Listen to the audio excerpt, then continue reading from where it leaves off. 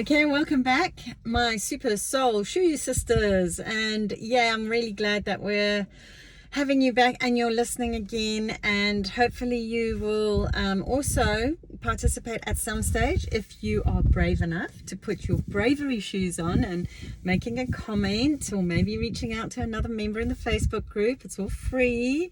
They're all lovely ladies and pretty much all on the same journey. We're all here. I do believe that our energies cross for a reason, team up for a reason. It's not, it's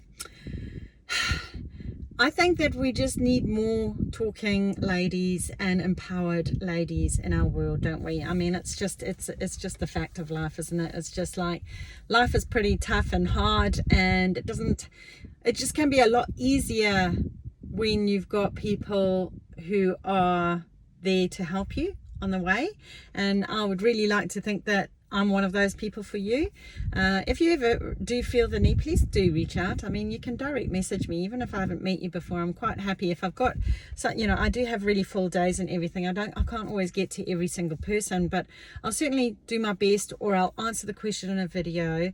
I just wanted to let you know that a lot of these groups, I mean, I was thinking about this. Actually, it was yesterday or the day before, and it was more about I'm not after the number of followers. It's like I want to have 1 million followers. I would rather have I don't know, a much smaller number that are truly connected, that make a difference, and that we make a difference in each other's lives too. I think that's all ego for me. It's one of the reasons why I landed up not following in Psychology as well, where it was that, give me the big money, here's your session, away you go. There didn't seem to be an ongoing, I mean, there's an ongoing engagement, but it's more of a dependency thing. I found it, I don't know, maybe it does empower some people. I'm sure that strategy works for some, but it just didn't resonate with me. I really wanted to have it where I had a toolkit of things that, like what I'm doing now, where it's resilience toolkits. Like, my sign that I've done a good job is that people don't tend to come back unless it's really serious, or there's little things that they can't figure out. Once they've done a set amount of training with me and they've learned the resilience toolkit they've got with them, you can continue adding. They might join me for new learnings. They might buy a new, whatever it is that I'm offering, but that's in addition to, and that empowers you to get you on your path, like to empower you. And I see more, I look at, I was looking at one, and look, they're really well known, and I'm not going to mention who they are, and they're really lovely, ladies. But it is, there's certainly a lot of ego in there. It appears. I could be wrong. I mean, I don't know them on a personal level, but it is that whole thing of we've got X amount of followers. They tend to open, or one does at any rate. We've got X amount of followers. We know how to get your numbers up and get engagement and get and they know all the tricks of the trade and all this sort of stuff. And look, they do. I mean, and they have got the numbers, but how many are truly engaged and have made an absolute massive difference to you? I don't know. I mean, maybe they do, but it just seems to me like I want to have it more genuine. I'd rather have another 10 people that I didn't even know, that I've connected with, people I do, that go, geez, this is somebody I could stay with, like, right till the end. Or there's maybe it's an aspect of my life and business, or on a social level, or it might be a mastermind group, it might be just a buddy that I team up with who holds me accountable. I'd rather have that kind of connection. So I suppose it's, I don't know. It's like, there's followers and there's people that you've made a difference to. And I don't really want just followers. I want people who go, Flip, you know what, that is actually quite useful. I'm going to try that. I'm actually going to try that and see if that actually works. And and if it doesn't work, then share, and then I can maybe say, well, how about this one? This other one worked, because not everything's going to work for you, and I'm open to that too. I'm not going to stand here and say I've got all the flipping answers. I don't. And I think anybody who tells you that is full of BS. You want to run a friggin' mile. If they're saying they think I'm a guru and you got to follow me because I know best and I know what's good for you and right for you, that is someone imposing their map on you. That is someone saying, here's my shoes, I'm telling you how to do it. I don't want that for you. I want your shoes, your path, your way. This isn't, I'm just letting you know these are tools that have helped other ladies just like you to get into them, to go, that worked, that didn't, how did you start? What was your journey? How can I get to where you are? Oh, you're really great at this. How do I get to your level, then whatever it is, business, or it might be a physical, training, or it might be that you're good at a particular sport. I don't know what it is, but it's like, get on top of your spirituality, on your physical, on top of your financial, on top of your emotional, on top of your, your relationships with people. Get that kind of connection going. So, yeah, I kind of gone off on a tangent, haven't I? Sorry, guys. But yeah, I just want to share that with you, because I do find that sometimes, people, I think we've been polluted in a way by what it's really about. Having those big numbers, I'd much rather have much smaller numbers that are fully engaged and have actually made a flippant difference to, than having a whole, million, and I don't even know what their names are. I don't know anything about their lives. If I get 1 million, I hope I'm able to reach that many people where this stuff will get to them, and it will, there's enough tools for them to actually change their lives, and then subsequently millions of their people's lives, so they can have engaged, connections. It's about connection and support and proper engagement for me. Anyway, so talking about that now, getting back to what I actually wanted to talk about, is we've been talking about detox, like, changing your state, getting aware of those little things that hook you up, that trip you up on your path, identifying the trigger, identifying the pair of shoes that don't work. How do I get out of those shoes, into finding out what your other shoes are, strategies and awareness around what do I need to have in place if I dump this and then I go into a pair of shoes like this. What do I do? What do I need to be aware of that could trip me up on that path that makes me want to relapse and go into the other pair of shoes? What's my support network, and so on and so forth. Today I wanted to really focus on detoxing relationships.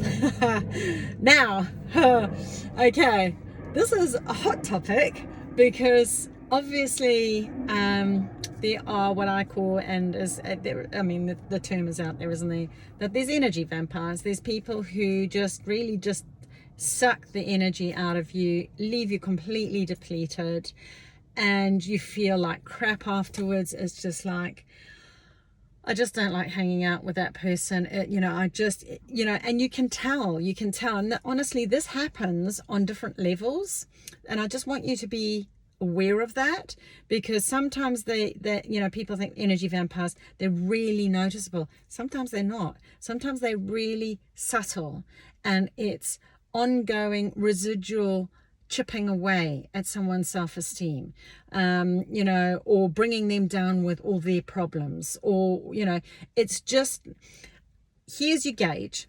As always, like I always recommend, go in. What is your self saying? And when I talk about self, SELF, okay, it's your higher self, your source energy, your intuition. It's, how do I feel inside? And I physically get a sensation in my solar plexus and in, the chest area and stomach.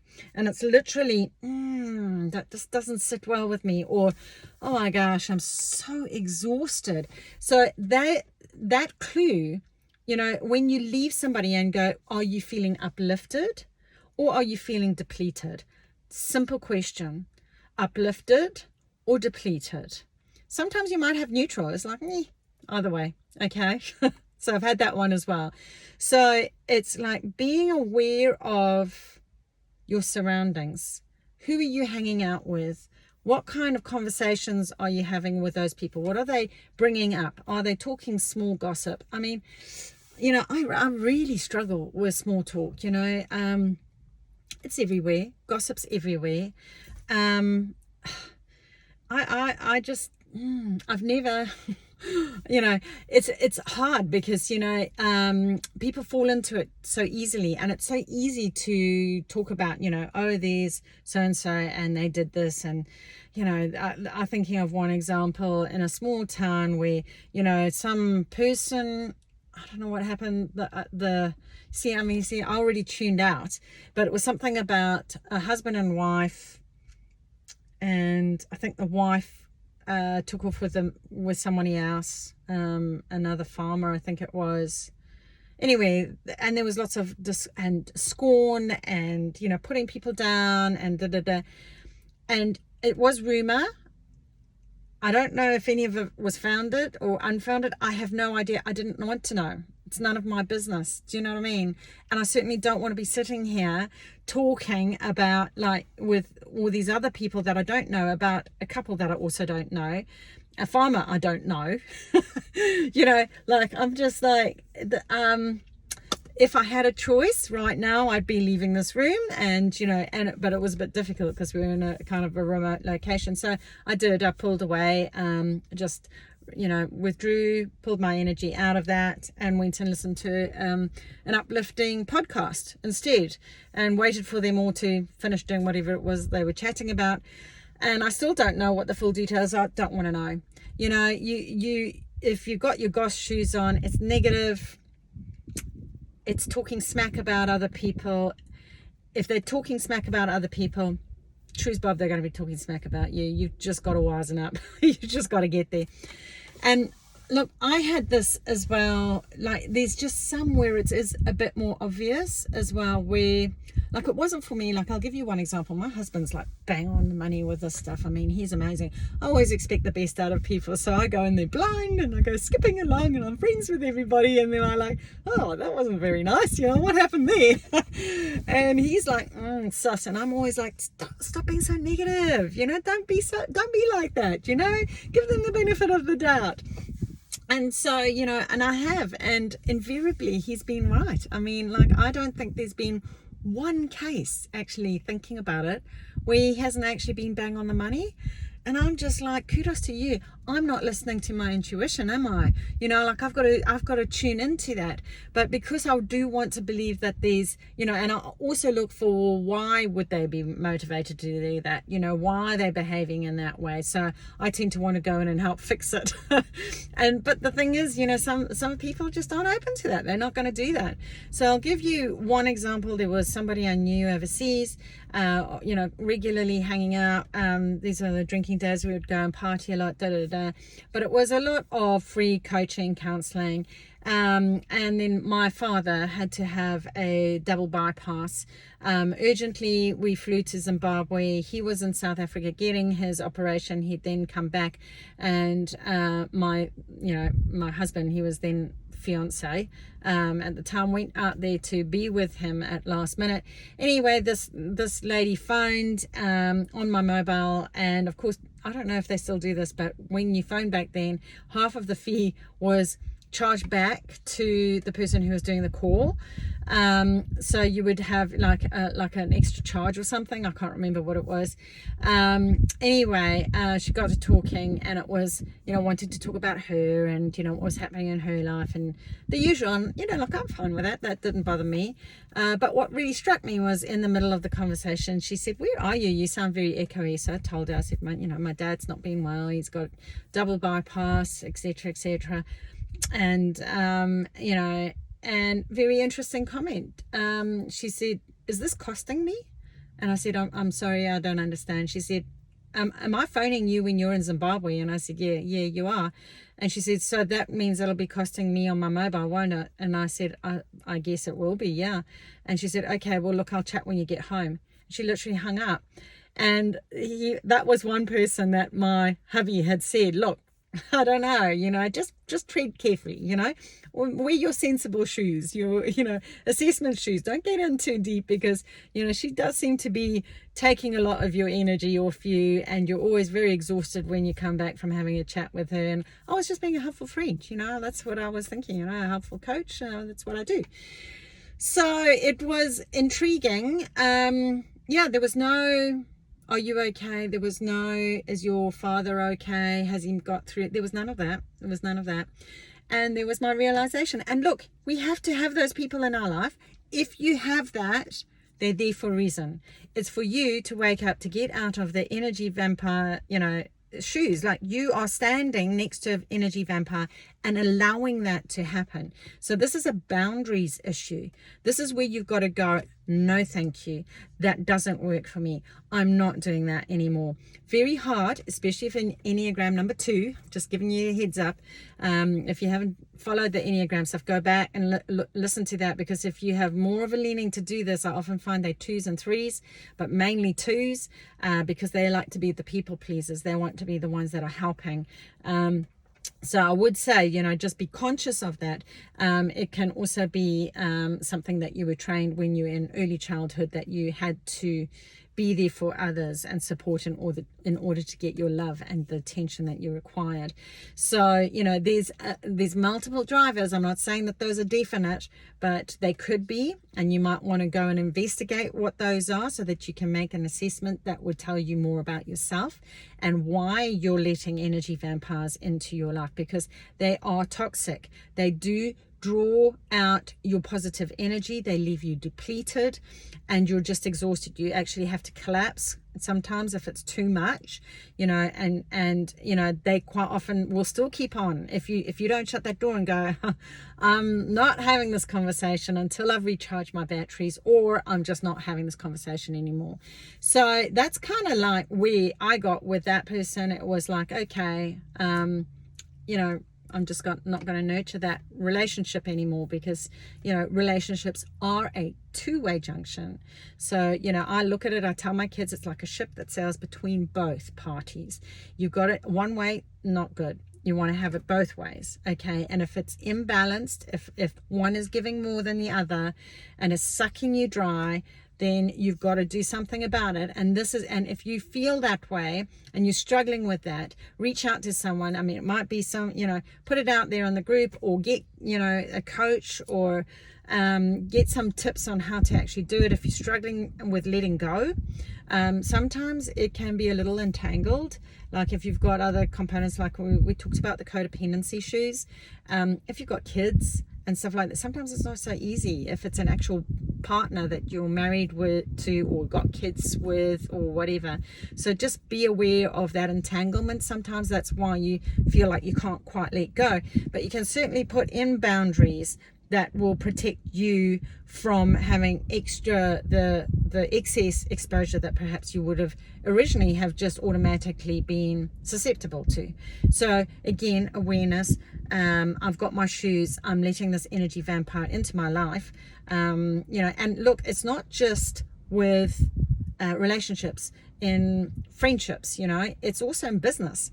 I find it a lot in work. I mean, I've got one as well at the moment where it's and not responding well, because I'm going, no, that's a boundary. I'm not doing that. No, I'm not doing that. No, I'm not doing that. No, I'm not doing that.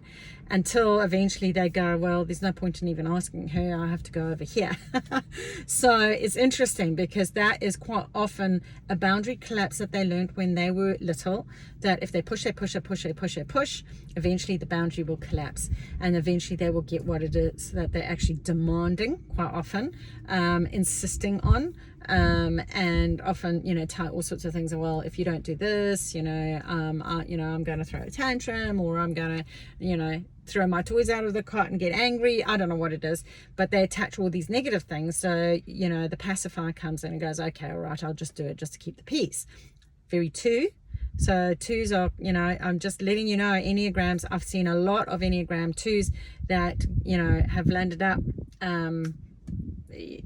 overgiving at cost to self. And that's really what it's about. So just be aware of that toxic sort of environment. So detox. Who are your guys, I'm not guys, when I say guys, I'm not talking about males specifically, people in your life that are toxic. And I've had mothers, I've had fathers, I've had people who have said it's their sisters, I've had it where people have said it's their best buddies and they can't believe that they've been buddies with them for so long.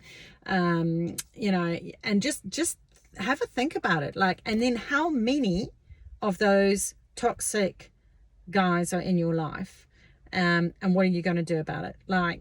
It might be more than one, and so you might have to start weaning yourself off several, and some will be more challenging than others. If it's a friend that's an acquaintance, it's easy to ditch. If it's a partner that you're actually married to or something with children, then we're a bit more entangled and you're going to need a bit more help to get out of that. But just awareness, oh my gosh, I do every time I'm going out with that person, I'm exhausted, or just talking to that person, I'm just like, I'm going to talk about this. Maybe I'll do that one next, is what I'm going to call the Holy Trinity shoes, where it's all about them, it's not about you. And there's no two-way junction here, there's no balance in it. So I want you to please share, if you wouldn't mind, just put it in the comments box. Just tell me, oh, you know what, I've noticed that I've got, you don't even have to say, if you're uncomfortable, you don't have to give names, just put in there, do you know what, I've noticed I've got 4 pretty toxic people, one's really toxic, or grade them, out of 10. I've got a client at the moment who's a grade 10, 10 being the worst, and then I've got a friend who's depending on the mood, is probably a 5 or a 6, depending, and I can tolerate now and again. So you can make those decisions, but if you're not even aware of it to start, how are you going to change that? How are you going to change that? So you've got to be aware of what shoes you're hanging out with. So your shoes, your path, your way, my Super Soul Sisters and my shoe group. I would really love it if you would be brave enough to share that. And thank you so much for joining me today. And I'll see you again tomorrow. Namaste.